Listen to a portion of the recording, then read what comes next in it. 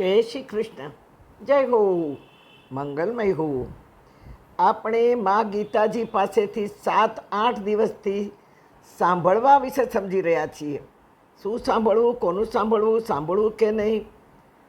જીવનમાં તમામ ક્રિયા ખૂબ જ ઉપયોગી છે, પણ જીવનનો આધાર, વ્યવહાર, સગપણો, સંબંધો, બિઝનેસો કે પછી અધ્યાત્મમાં સત્સંગ, સ્વાધ્યાય કહો, આ તમામનો આધાર સાંભળવા ઉપર જ ટક્યો છે.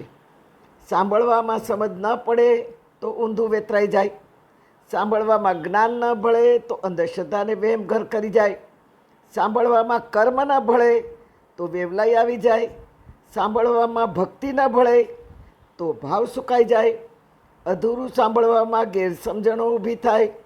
બસ ધ્યાન એ રાખવાનું છે કે જે કાંઈ સાંભળવું તે ભદ્ર સાંભળવું. ભદ્ર એટલે જીવનને ગતાનુગતિથી બહાર કાઢવાનો રસ્તો.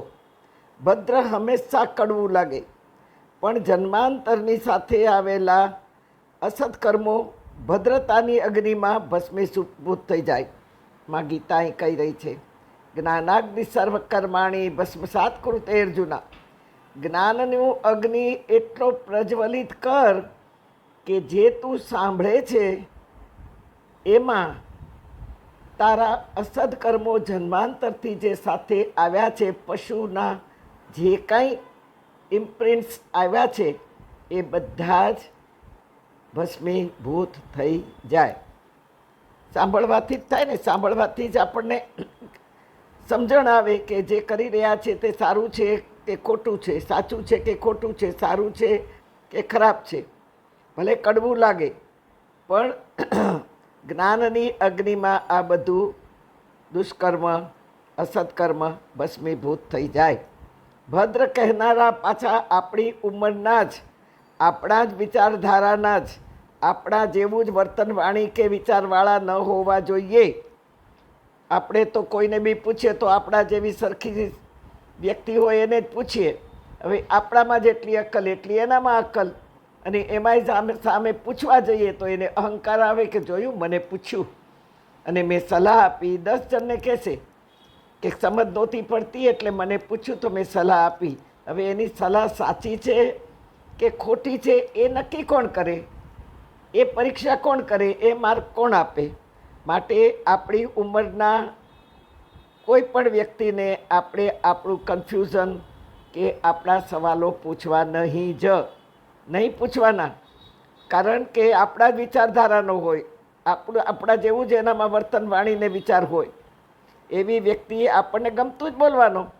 હંમેશા આપણી પરેશાની કે આપણી કમી, આપણને અનુભવવા પડતા સુખ દુઃખ કદી જ આપણી ઉંમરની વ્યક્તિ કહી શકશે નહીં કે માર્ગદર્શન આપી શકશે નહીં.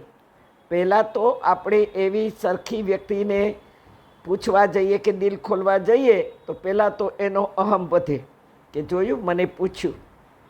હા, અને એ પહેલાં તો આપણું દિલ ખોલવા જઈએ એ પહેલાં તો એ આપણને બોલતા જ બંધ કરી દે અને પોતાનું દુઃખ, ગમો, અણગમો, પોતાને વીતેલા ખોટા અનુભવો એ જ ગાવા લાગશે.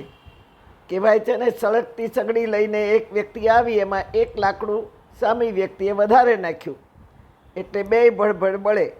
માટે કદી આવી કે ગમે તેવી વ્યક્તિ પછી ભલે લાગણીશીલ હોય પણ કદી મનની વાત કરવી નહીં અને કદી જ એવી વ્યક્તિને પૂછવું નહીં.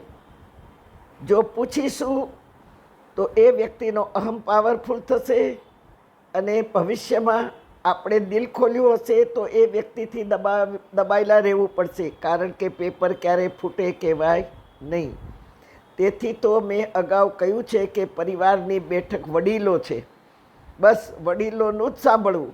કારણ કે આપણી જેવી પરિસ્થિતિમાંથી તેઓ પસાર થયા હશે, થઈ ગયા છે.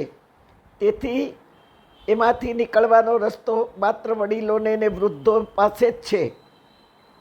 તેથી એમનો જે અનુભવ છે એ અનુભવ સાંભળવો. તેથી વૃદ્ધો પાસે બેસવું, વૃદ્ધોનું, વડીલોનું, ગ્રંથોનું, ગીતાનું જ સાંભળવું. બાકી કોઈનું સાંભળવાની જરૂર નથી. લોકો ઘણીવાર બીજાના સૂત્રો પોતાને નામે મૂકતા હોય અને એમાં તમારે આમ કરવાનું અને તમારે તેમ કરવાનું, તમારે આમ જ કરવાનું, આ તમારે કહે ને એ ઉપદેશ આપવા લાયક છે જ નહીં ને આપણે કોઈ નથી. તેથી આવી વ્યક્તિનું સાંભળવું નહીં.